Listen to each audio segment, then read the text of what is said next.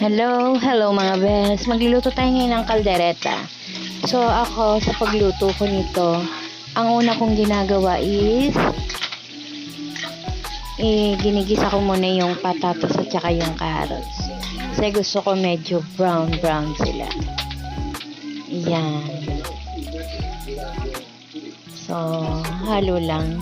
Baligtarin lang natin kapag medyo brown na. And then pag ready na, igigilid ko lang yan.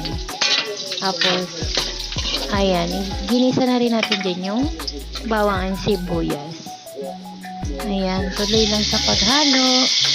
And, inad na natin yung pinakuluan natin na buto-buto. Ayan. Add lang ng dahan-dahan kasi baka tayo ay matalsikan. Gali. Ayan. Buto-buto siya pero malaman. I'm cooking. Wait. Ayan na nga. Favorite na naman ito ng mga kids dahil may patatas at sibuyas. Oh. Nawala ang lights. Ayan na. So, nilagyan na natin siya ng tomato sauce and may konting sabaw na. Add na rin natin dyan yung liver spread at saka yung ating peanut butter. Then, kung gusto niyo siyang dagdagan ng sabaw, add lang.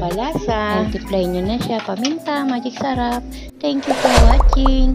Please like and share po and comment na rin. Thank you!